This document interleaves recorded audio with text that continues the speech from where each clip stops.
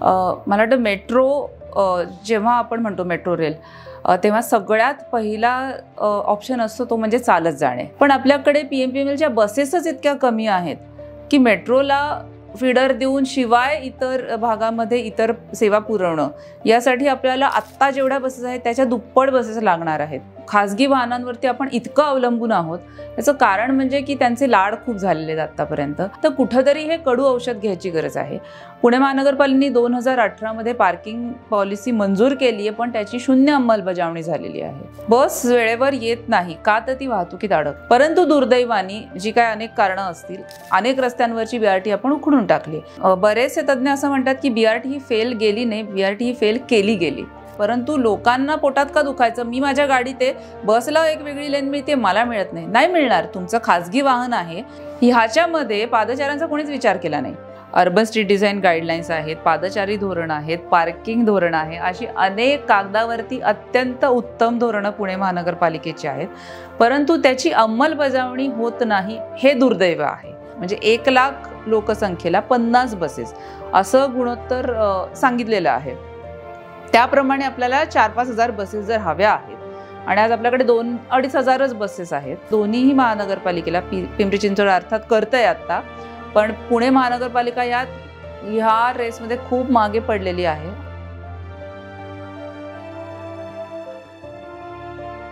मला वाटतं मेट्रो जेव्हा आपण म्हणतो मेट्रो रेल तेव्हा सगळ्यात पहिला ऑप्शन असतो तो म्हणजे चालत जाणे. त्यानंतर येतो तो थोड्या लांबच्या पल्ल्यासाठी सायकली. त्यानंतर आपण म्हणतो फीडर किंवा इंटरमिजिएट पब्लिक ट्रान्सपोर्ट ज्याला म्हणलं जातं, आणि बसेस. असे 4 पर्याय आपल्याला मेट्रोपर्यंत पोहोचण्यासाठी उपलब्ध आहेत.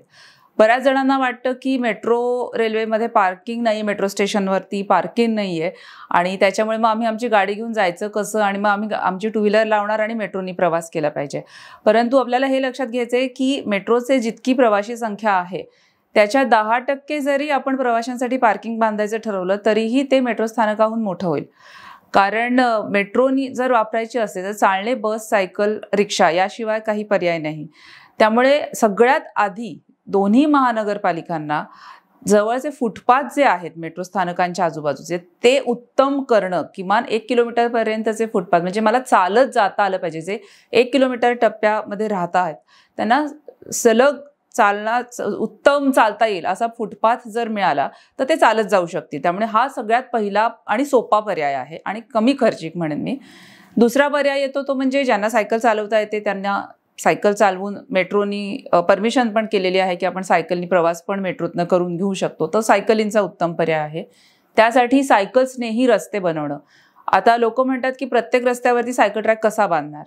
तर प्रत्येक रस्त्यावरती सायकल ट्रॅक नाही बांधता येणार, पण तो सायकल स्नेही म्हणजे सायकल फ्रेंडली आपण करू शकतो की जेणेकरून सायकल स्वाराची सुरक्षितता आपण तिथे एक राखली जाईल. तर त्यासाठी त्या दृष्टीने आपले रस्ते डिझाईन आपल्याला रस्त्यांचं बदलावं लागेल. त्यामुळे हा दुसरा पर्याय झाला. तिसरा पर्याय म्हणजे अजून छोट्या टप्प्यात मोठ्या टप्प्यात म्हणू शकतो ते म्हणजे रिक्षाचा. शेअर रिक्षासारखे प्रयोग काही स्थानकांवरती सुरू झालेले आहेत, परंतु शेअर रिक्षाचाही उत्तम पर्याय आहे की जेणेकरून वृद्ध लोक असतील किंवा लहान मुलं असतील त्यांना त्या शेअर रिक्षाचा जाता येऊ शकतं. आणि मग होतं ती म्हणजे PMPMLची बस.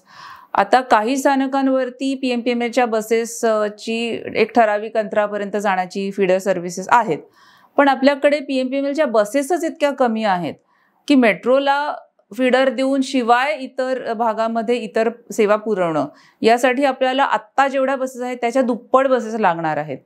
त्यामुळे बस संख्या हा सगळ्यात मोठा विषय इथे येतो.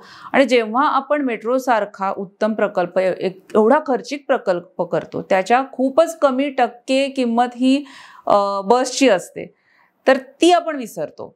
तर जोपर्यंत आपण बस सेवा सुधारत नाही तोपर्यंत मेट्रोला म्हणावा तितका प्रवासी वर्ग लाभणार नाही. एक तर मी मगाशी म्हटलं तसं बस संख्या कमी आहे, त्यामुळे अनेक जणांना बस ही सतत भरलेलीच दिसते आणि त्यामुळे मला कम्फर्टेबल प्रवास नसेल तर मी बसमध्ये चढणार नाही, चढू शकणार नाही अशी त्यांना साहजिकच भीती असते. त्यामुळे बस संख्या वाढवणं हे सगळ्यात मोठा आपल्या पुढे पर्याय आहे. दुसरी बाब म्हणजे जेव्हा खाजगी वाहनांवरती आपण इतकं अवलंबून आहोत याचं कारण म्हणजे की त्यांचे लाड खूप झालेले आहेत आत्तापर्यंत. कारण त्यांच्यासाठी उड्डाणपूल, त्यांच्यासाठी मोफत पार्किंग, म्हणजे आपल्या अख्ख्या पुण्यामध्ये सगळ्या रस्त्यांवरती मोफत पार्किंग दिलं जातं. जगभरातल्या अनेक शहरांमध्ये, म्हणजे काही भारतातल्याही छोट्या शहरांमध्ये किमान प्रमुख रस्त्यांवरती पे अँड पार्क आहे. आणि ते काय आहे? 2 गोष्टींसाठी. एक तर म्हणजे एक साधारणपणे एक रस्त्याला शिस्त, की पार्किंग कशी योग्य पद्धतीने व्हावं, हे त्यातनं मिळणारा त्याचा एक म्हणून फायदा आहे. आणि दुसरी गोष्ट डिस्करेज करणं, म्हणजे लोकांना प्रवृत्त करणं सार्वजनिक वाहतूक वापरण्यासाठी. कारण मला जर फुकटात पार्किंग मिळतंय, माझी दुचाकी मी कुठेही फुकटात घेऊन जायचं, पार्किंग मला मिळतंय, तर मला इच्छा होणार नाही की मी काहीतरी कळ सोसून बसमध्ये बसेन. आणि आपल्याला आता कळते की भरपूर दुचाकी वाढलेल्या आहेत, संख्या खूपच वाढत चाललेली आहे आणि त्याला रस्त्यावरती आता जागा नाहीये. तर कुठंतरी हे कडू औषध घ्यायची गरज आहे. पुणे महानगरपालिकेने 2018 मध्ये पार्किंग पॉलिसी मंजूर केली आहे, पण त्याची 0 अंमलबजावणी झालेली आहे. पिंपरी चिंचवडमध्येही ते धोरण आहे आणि त्यांनी सुरुवात केली किंवा त्याच्या जे काय त्यांना अनुभव आले त्यानुसार त्यांनी परत एक धोरण बदलून परत त्यांची वाटचाल सुरू आहे. परंतु पुण्यामध्ये याच्यावरती काही प्रगती झाली नाहीये. तर कुठल्याही शहरात सार्वजनिक वाहतुकीचा वापर वाढवायचा असेल तर फक्त पुरवठा करून उपयोग नसतो, तर पुरवठा करण्याबरोबरच आपल्याला अशा पद्धतीने त्यांना प्रवृत्त देखील करावं लागतं. तर हे कडू औषध घ्यायची आपल्याला गरज आहे. बस वेळेवर येत नाही का? तर ती वाहतुकीत अडकते, वाहतूक कोंडीत अडकते, म्हणून ती वेळेवर येत नाही. 2 कारणं असू शकतात. एक तर ती उशिरात सुटते किंवा त्यांच्या कारभारामध्ये काही त्रुटी असू शकतात, त्या निश्चित सुधारायला हव्यात. परंतु ती वेळेवरती डेपोतनं निघत असेल पण माझ्या बसस्टॉपवरती वेळेवर येत नाही, याचं एकमेव कारण आहे ती वाहतूक कोंडीत अडकते. ती वाहतूक कोंडीत अडकू नये म्हणून आपल्या सर्वंकष वाहतूक आराखड्याने किंवा जे आपले काही धोरणं देशभरात आली होती त्यानुसार BRT केली होती. रेनबो BRT ही सुरू झाली होती. सगळ्यात प्रथम सातारा रोडवरती अनेक वर्षांपूर्वी BRT ही सुरू झाली आणि त्याचा प्रमुख उद्देश हाच होता की एका बसमध्ये एका वेळी 60-70 लोक असतात. त्यामुळे एक बस अडकली तर 60-70 लोक बसमध्ये अडकतात आणि त्या वाहतूक कोंडीत अडकतात. परंतु एकेका कारमध्ये 1 जण 2 जण असतात आणि एका बसच्या जागेत फक्त 2 कार इतकी जागा असते. ती म्हणजे 4 लोक विरुद्ध 80 लोक असं ते गणित आहे आणि ती 80 लोक वाहतूक कोंडीत अडकू नये म्हणून त्यांच्यासाठी आपण BRT केली. परंतु दुर्दैवाने जी काय अनेक कारणं असतील, अनेक रस्त्यांवरची BRT आपण उखडून टाकली. म्हणजे आपल्याला जर वेळेत बस यायलाच नको आहे, प्रशासनाला मी असं म्हणेन की प्रशासनाला वेळेत बस यायला जर नको आहे तर ती कशी येणार? त्याला जोवर आपण प्राधान्य देत नाही, त्याला जोपर्यंत लेन मिळत नाही आणि मोठ्या रस्त्यांवरती ते शक्य होतं आणि अजून देखील आहे, त्यामुळे त्या रस्त्यांवरती तर सर्वप्रथम BRT आली पाहिजे. अनेक ठिकाणी छोट्या रस्त्यांवर देखील BRT केलेली आहे, परंतु आपण मोठ्या रस्त्यांवरती जी BRT होती ती देखील काढून टाकली आणि आपण म्हणतो वाहनांना जागा नाही. वाहनांना जागा नाही, वाहनांची जागा म्हणजे तो राक्षस आहे. वाहनांना कधीही जागा कमीच पडणार आहे, कारण जितके रस्ते जास्त, जितकी जागा जास्त तितकी वाहनं जास्त. त्यामुळे हे मॅग्नेट सारखं, लोहचुंबकासारखी आहे ती वाहनं आणि हे सगळं वाहतुकीचं शास्त्र. आणि त्यामुळे ती बस का उशिरा येते तर ती वाहतूक कोंडीत अडकते आणि ती अडकायची नसेल तर त्याला रस्त्यांवरती प्राधान्य दिलं पाहिजे. मग त्याच्यात पहिला टप्पा आला बस लेन्स करणं, BRT करणं, बस लेन्स करणं. प्रायोरिटी सिग्नल असतात बससाठी, ते अर्थात BRT आल्यावर तेही सिग्नल लावून करता येऊ शकतात. परंतु ह्या सगळ्या गोष्टी झाल्या तरच बस वेळेत येईल, नाहीतर बस ही वाहतूक कोंडीत अडकणार. म्हणजे काही शहरांमध्ये, गरीब शहरांमध्ये म्हणजे असंही आढळून आलंय की त्याचा बसचा वेग अगदी 10 किलोमीटर/आवर वगैरे इतका कमी होऊ शकतो. मग आपली जर बस इतक्या उशिरा येणार असेल तर प्रवासी त्याच्यासाठी थांबणार नाही, तो त्याचं वाहन घेऊन निघून जाणार आहे. त्यामुळे हे सगळे धोरणात्मक निर्णय आपल्याला घेणं जरुरी आहे. तर बरेचसे तज्ज्ञ असं म्हणतात की BRT ही फेल गेली नाही, BRT ही फेल केली गेली. म्हणजे BRT हा जो प्रकल्प आहे तो वाहतूक शास्त्रामध्ये अगदी चांगला प्रकल्प मानला जातो, कारण तो मेट्रोपेक्षा स्वस्त असतो, कैक पटीने स्वस्त आहे. त्यामुळे शहरासाठी तो परवडणारा असतो, त्यामुळे त्याची बसचं भाडं देखील कमी असतं. हा एक त्याचा मोठा फायदा झाला. आणि व्यवस्थित रित्या जर का त्याची अंमलबजावणी झाली तर तो निश्चित उत्तम असतो. आता जर जिथे नगर रोडवरती चर्चा चालू होती की BRT फेल आहे, BRT काढून टाका, मग त्याच्यातल्या ज्या त्रुटी होत्या त्या सुधारणं सोपं होतं BRT काढण्यापेक्षा. आता एकदा BRT काढल्यावरती लोकांना वाहनांसाठी जागा दिल्यानंतर मग आता परत आपल्याला BRT आणणं अवघड आहे. त्यामुळे तेव्हाच त्याच्या ज्या काही छोट्या मोठ्या त्रुटी होत्या, जर असं होतं की बस लेन रिकामी राहतीये, का राहतीये, मग बसेस कमी आहेत का, मग बस आणा ना. बस जर आपण वेळेवरती बसेसची संख्या वाढवली असती आणि लोकांना दिसली असती की बसेस आहेत. अनेकदा असं व्हायचं की बसेस देखील आहेत, परंतु लोकांना पोटात का दुखायचं, मी माझ्या गाडीत आहे, बसला एक वेगळी लेन मिळते, मला मिळत नाही. नाही मिळणार, तुमचं खाजगी वाहन आहे, हे सार्वजनिक वाहतूक व्यवस्था आणि म्हणून आपण त्याला प्राधान्य देतोय. तर कुठेतरी महानगरपालिकेने त्याबद्दलही खूप एक स्टँड घ्यायला हवा होता की आपण हे खूप मोठा प्रकल्प केलेला आहे सार्वजनिक वाहतुकीच्या सुधारणेसाठी, तर हा काढता येणार नाही.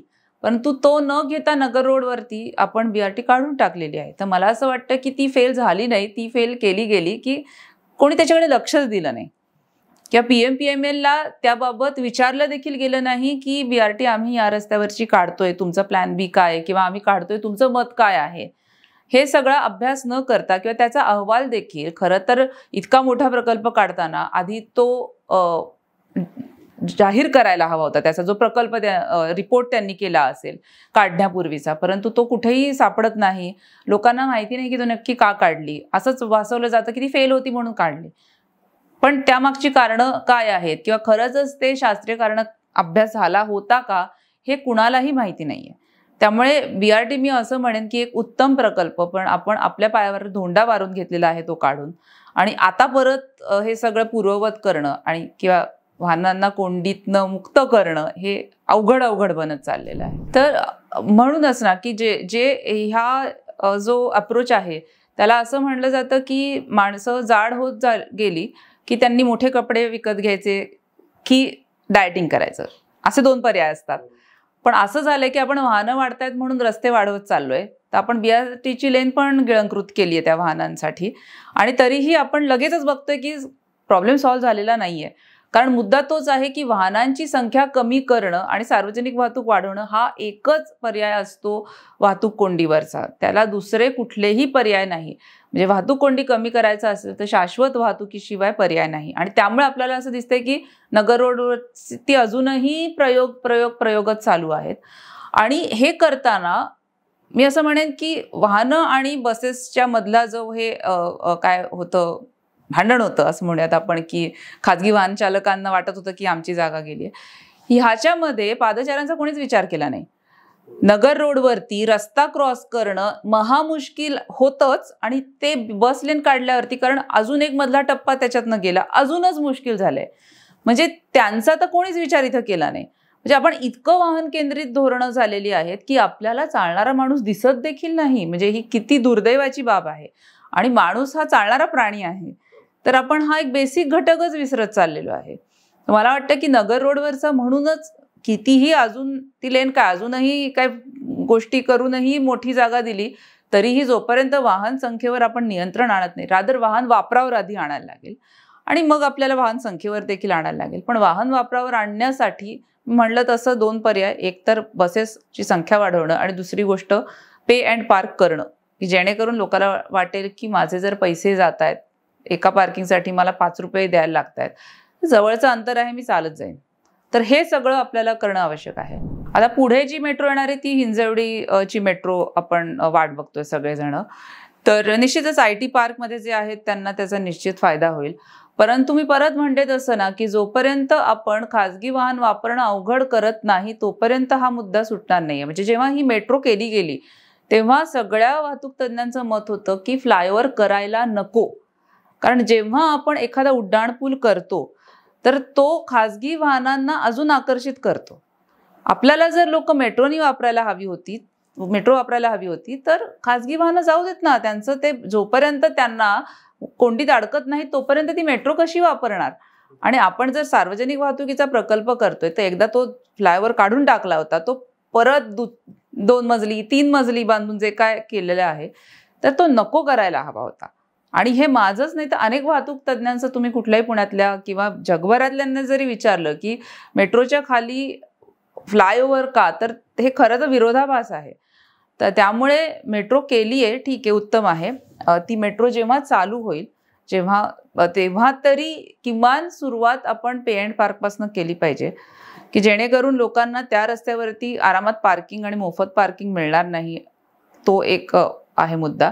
आणि त्यानंतर आपण फीडरचं जसं बोललो तसं फीडर सिस्टीम ही दिलीच पाहिजे, परंतु त्यांनी थोडाफार फरक पडेल. परंतु जर आपल्याला खूप फरक हवा असेल तर कुठेतरी खाजगी वाहनांच्या वापरावर निर्बंध आणणे हे एक खूप मोठे आपल्याला गोष्ट करायला पाहिजे. कॉमन मोबिलिटी कार्डमध्ये बरेच वर्ष प्रयत्न चालू आहेत की मेट्रो आणि PMPML ला एकच बस ॲप कार्ड असेल किंवा ॲप असेल जे काय आहे ते कार्ड जे आहे ते निश्चितच त्यांनी खूप मोठा फायदा होईल. कारण जेव्हा बसमधनं लोक मेट्रो स्टेशनवर ट्रान्सफर करतील त्यांना त्याच तिकिटामध्ये जाते, त्यांचा जो ट्रान्सफरचा आणि तिकीट काढण्याचा वेळ आहे भलेही ते आपण ॲपवरनं काढत असू, लाईनीत थांबून न काढत असू, पण तरीही तो वेळ वाचेल. आणि एकंदरीत प्रवासाचा वेळ वाचणं आणि तो कम्फर्टेबल जेव्हा होईल तेव्हा अधिकाधिक लोकांना त्याचा एक सुखद अनुभव येईल. आणि त्यामुळे मला वाटतं बराच फरक पडू शकतो. परंतु ते कधी येईल हे मला वाटतं प्रशासनच सांगू शकेल.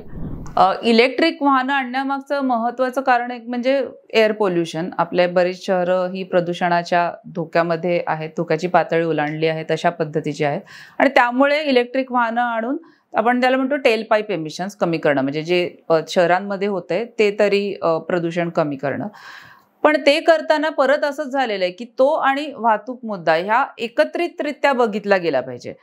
म्हणजे सगळी वाहनं जरी आपण आता आहेत ती वाहनं इलेक्ट्रिकची केली तर प्रदूषणाचा धोका ठीक आहे आपण कमी करतोय, परंतु वाहतूक कोंडीला काहीच फरक पडणार नाही. त्यामुळे मला वाटतं की त्या धोरणाच्या आधी पण आपण बसेसवरती लक्ष देऊन, आणि ठीक आहे जी नवीन वाहनं येतील ती इलेक्ट्रिक आणण्यासाठी प्रयत्न करणं वगैरे हा एक भाग झाला त्याचा मी म्हणेन, परंतु आपल्यात जास्त लक्ष आपल्या हे वाहतूक कोंडी कमी करून, आणि सगळ्यात मोठा उपाय प्रदूषण कमी करण्याचा म्हणजे पर हेड असं त्याला आपण म्हणूया, तो म्हणजे सार्वजनिक वाहतूक चालणे आणि सायकल आहे. कारण हे सगळ्यात लो एमिशन माध्यमं आहेत. त्यामुळे त्याच्याकडे जर लक्ष दिलं असतं तर आपण आधीच त्या पातळीवरनं कमी करू शकलो असतो आणि मग उरलेली असतील ती इलेक्ट्रिक वाहनं असतील. परंतु होतंय असं की जास्त लक्ष तिकडे आणि कमी लक्ष इकडे, म्हणजे परत तिकडे पण वाहन केंद्रित धोरण करून वाहतूक कोंडीत काहीच बदल होणार नाही. परत मुद्दा असाच आहे की रस्ते बांधून वाहतूक कोंडी सॉल्व्ह होते की नाही, तर नाही होत. त्यामुळे कितीही रस्ते बांधले, अर्थात रिंग रोडचा उद्देश जर आपल्याला ट्रक्स वळवणं असेल वगैरे तर निश्चितच ट्रक वाहतुकीसाठी तो एक चांगला पर्याय आहे. म्हणजे ते ट्रक शहरात येणार नाही, कारण हेवी लोडेड ट्रक्स शहरात येतात तेव्हा त्यांच्या इतरांच्या सुरक्षिततेचे बरेच मुद्दे असतात. त्यामुळे हे रिंग रोड आपण म्हणूयात की माल वाहतुकीसाठी निश्चितच फायदेशीर ठरतील, लांबच्या अंतरासाठी किंवा शहराबाहेरनं येणारी वाहतूक बाहेरच्या बाहेर वळवण्यासाठी ठीक आहे, उत्तमच आहेत. परंतु जर का इंटरनल रिंग रोड आणि छोटे रिंग रोड म्हणले, जसं त्याच्यामध्ये एक आपण म्हणूयात की HCMTR हा एक वर्तुळाकार मार्ग 1987च्या विकास आराखड्यापासून चर्चेला जातोय आणि तो फक्त सार्वजनिक वाहतुकीचा वर्तुळाकार मार्ग असा अधोरेखित केला होता. परंतु त्याच्यात हळूहळू आपण 2 लेन्स पण टाकूयात असं करून करून तो प्रकल्प आजही आलेला नाहीये. तर मला वाटतं तो जो इंटरनल रिंग रोड आपण त्याला म्हणूयात की वर्तुळाकार जो आतला शहराच्या अगदी कोर भागामध्ये येत आहे, तर तो जर करायचा असेल तर तो फक्त सार्वजनिक वाहतुकीसाठी केला पाहिजे. आणि मग तिथे आपण इलेक्ट्रिक बसेस चालवू शकतो ज्या वर्तुळाकार फिरतील आणि इतर ठिकाणी एक्झिट्स असतील त्यांना की जिथे आपण पौड रोड असेल किंवा सातारा रोड असेल अशा ठिकाणी त्या एंट्री एक्झिट करू शकतील. त्यामुळे जे वर्तुळाकार मार्ग आहेत तिथं देखील सार्वजनिक वाहतुकीला आत्तापासूनच आपण प्राधान्य दिलं पाहिजे. आणि जर इतर कुठले आपले वर्तुळाकार मार्ग जे बाहेरचे आहेत आणि आपल्याला जर वाटते की PMRDA वाढून इतकं वाढणार आहे, तर तिथं आत्तापासूनच आपण राखीव मार्ग आत्तापासून जर सुरुवात केली तर निश्चितच फायदा होईल. रिंग रोड मी म्हणेन की हा थोडा वेगळा प्रकल्प आहे, कारण तिथं भूसंपादनचा खूप मोठा विषय येतो. त्यामुळे मी म्हणेन की ते एक वेगळ्या प्रकारचं आपण म्हणूया, त्यामुळे उशीर दिरंगाई होत असेल, त्यामुळे तो एक वेगळाच चर्चेचा मुद्दा आहे. परंतु आपण सार्वजनिक वाहतुकीचं जे बोलतोय तर आपल्याकडे सर्वंकष वाहतूक आराखडा आहे, त्यानंतर एक बस स्ट्रॅटेजी केलेली आहे, रूट रॅशनलायझेशन प्लॅन आहेत आपल्याकडे, त्याला पूरक अशी धोरणं असावी म्हणून सायकल प्लॅन आहे, अर्बन स्ट्रीट डिझाईन गाईडलाईन्स आहेत, पादचारी धोरण आहेत, पार्किंग धोरण आहे, अशी अनेक कागदावरती अत्यंत उत्तम धोरणं पुणे महानगरपालिकेची आहेत. परंतु त्याची अंमलबजावणी होत नाही हे दुर्दैव आहे. आणि हे करणं अजिबात अवघड नाही, परंतु परत होतं तेच ना की ह्या चौकातला फ्लायओव्हर करू, त्या चौकात करू, तिथंच जास्त मनुष्यबळ तिथंच जास्त बजेट दिलं जातं. आणि त्यामुळे आपण कागदावर एक म्हणतोय, म्हणजे सर्वंकष वाहतूक आराखडा जेव्हा 2008-9 सालचा आहे, त्या काळीच त्यांनी सांगितलं होतं की डू नथिंग सिनॅरिओ, म्हणजे जर आपण हातावर हात ठेवून बघत बसलो काय चाललंय, जे आपण केलेलं आहे सार्वजनिक वाहतुकीच्या बाबतीत, तर भीषण होणार आहे परिस्थिती. आणि ती आपण बघत बसलो आणि ती झालेली आहे. त्यामुळे हे प्रेडिक्शन्स केले गेलेले होते आणि ते होऊ नये म्हणूनच BRTची त्यावरती उपाय होता. सायकल धोरण आणा असा उपाय होता, परंतु ती सगळी नुसती कागदावरती आली. आणि त्याला मी एक म्हणेन की एक तर बजेट दिलं जात नाही जेवढं दिलं पाहिजे. म्हणजे आपण स्वप्न ज्या गोष्टीची बघतोय तिकडे आपण पैसा पण जास्त ओतला पाहिजे. आपल्याला ज्या गोष्टी हव्या आहेत त्याच्यासाठी जर आपण पैसा नाही ओतला आणि इतर ठिकाणी आपण तो जर वळवला निधी, तर निश्चितच ते प्रकल्प कधी येणारच नाही. म्हणजे बसेसची संख्या वाढवा हे अनेक वर्ष सातत्याने सांगून देखील नुसते कागदोपत्री राहते. किंवा 1000 बसेस यायला जर 1.5 वर्ष लागले, तर कधीच आपण जो एक रेशो आपल्याला जगभरात बोलला जातो की लाख को 50, म्हणजे 1 लाख लोकसंख्येला 50 बसेस असं गुणोत्तर सांगितलेलं आहे. त्याप्रमाणे आपल्याला 4-5 हजार बसेस जर हव्या आहेत आणि आज आपल्याकडे 2-2.5 हजारच बसेस आहेत, तर त्या जर आणायलाच आपल्याला 10 वर्ष लागली, तर तोपर्यंत ती संख्या अजून वाढलेली असणार आहे. त्यामुळे ही दिरंगाई होतीये याचं कारण म्हणजे बजेट दिलं जात नाही आणि दुसरं म्हणजे मनुष्यबळ देखील दिलं जात नाही. म्हणजे पुणे महानगरपालिकेचा रस्ते डिझाईन करताना आपण जंगली महाराज रोड सगळेजण आज कौतुक करतात, औंधचा रस्ता आहे, तेव्हा त्यांच्याकडे इनहाऊस अर्बन डिझायनर्स होते. अर्बन डिझायनर म्हणजे काय, तर शहरं ही चालण्यायोग्य करणं किंवा त्यांची लिव्हेबिलिटी वाढवणं, या दृष्टीने डिझाईन कसं होईल रस्त्यांचं, चौकांचं हे बघणं हे त्यांचं काम होतं. पण तो सेल एक 2-3 वर्ष चालल्यानंतर बंद केला. आणि हे सगळं आपलं पुणे महानगरपालिकेचं बघून आज जे पिंपरी चिंचवडमध्ये बघितलं तर पूर्ण विरुद्ध परिस्थिती आहे. त्यांनी त्यांचा सस्टेनेबल मोबिलिटी सेल तयार केलेला आहे, त्याच्यात मनुष्यबळ डेडिकेटेड आहे. त्यांचं बजेट जे आहे ते त्यांनी 50% बजेट चालणे, बस आणि सायकलिंगसाठी वापरता येईल या दृष्टीने बजेट देखील अलोकेट केलेलं आहे.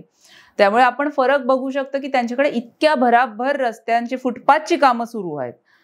अनेक फुटपाथ त्यांनी गेल्या 2-3 वर्षात खूप भराभर केलेले आहेत. त्यामुळे तो बदल दिसतो. आणि दोन्ही महानगरपालिका आर्थिकदृष्ट्या वाहतुकीचं त्यांचं बजेट जवळजवळ 1000 कोटींचं आहे. पण ती जर प्रायोरिटी नाही दिली, मनुष्यबळ दिलं नाही, तर त्या गोष्टी होणार नाहीयेत. त्यामुळे ह्या जर गोष्टी करायच्या असतील तर दोन्हीही महानगरपालिकेला, पिंपरी चिंचवड अर्थात करतंय आता, पण पुणे महानगरपालिका ह्या रेसमध्ये खूप मागे पडलेली आहे आणि त्यामुळे त्यांना लवकरात लवकर ह्या गोष्टींकडे लक्ष देणं अवघड आहे. त्यामुळे मला असं वाटतं की इलेक्शन झाल्यानंतर जे काही नवीन कोणी येतील त्या सगळ्या नगरसेवकांनी ह्याचा खूप पाठपुरावा केला पाहिजे. आणि आपण देखील मतं देताना किंवा आपल्याकडे जेव्हा उमेदवारी येतील तेव्हा त्यांना विचारलं पाहिजे की सार्वजनिक वाहतुकीचं काय होणार, तर हा प्रश्न तिथपर्यंत पोहोचेल. मी माझी स्वतःची मतं सांगण्यापेक्षा म्हणेन की त्यांनी त्यांच्या सर्वंकष वाहतूक आराखड्याचं अंमलबजावणी केली ना, त्यात सगळं लिहिलेलं आहे.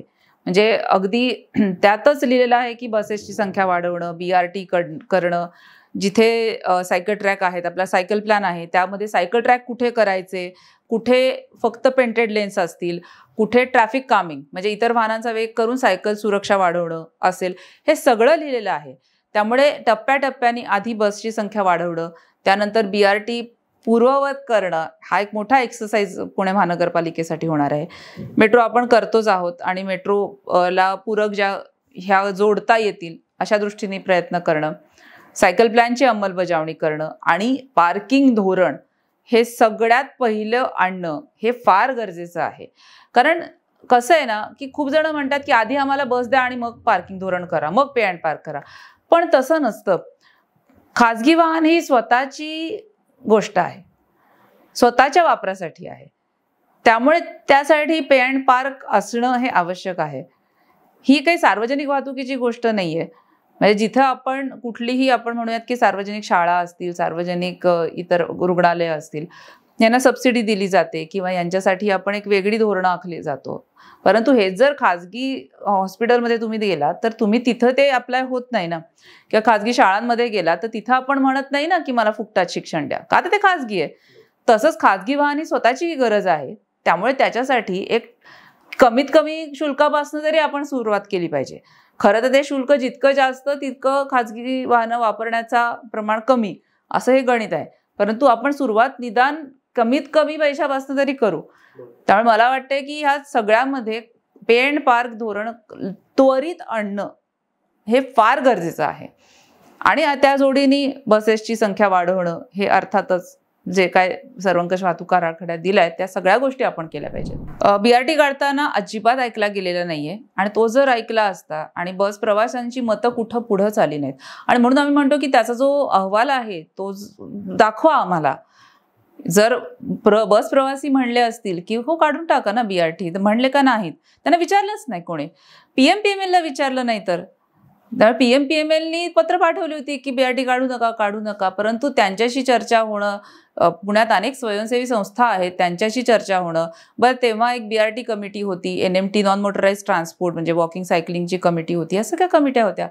त्यांना कोणालाही विचारलं गेलं नाही आणि अचानक काही ना काही वेगळे कारणं देऊन ती काढून टाकलेली आहे. त्यामुळे जो वापरकर्ता आहे त्याला न वापरता इतरांना वापरून त्या मतांनुसार हा निर्णय घेतला आहे. त्यामुळे अजूनही वेळ गेलेली नाहीये. इतर ठिकाणच्या BRTमध्ये BRTच्या प्रवाशांचा आवाज हा खूप मोठा असला पाहिजे आणि त्यांना विचारलं गेलं पाहिजे, बस प्रवाशांना विचारलं गेलं पाहिजे आणि बस का, BRT का, यासाठीचं कम्युनिकेशन पण खूप जोरदार पद्धतीने केलं गेलं पाहिजे, जेणेकरून लोकांना प्रश्नच नाही पडला पाहिजे की का बस लेन आहे. त्यांना हे कळलं पाहिजे की बस लेन ही सार्वजनिक वाहतूक व्यवस्था सुधारावी आणि उत्तम व्हावी ह्यासाठी आहे. तर हे मेसेजिंग पण केलं गेलं पाहिजे.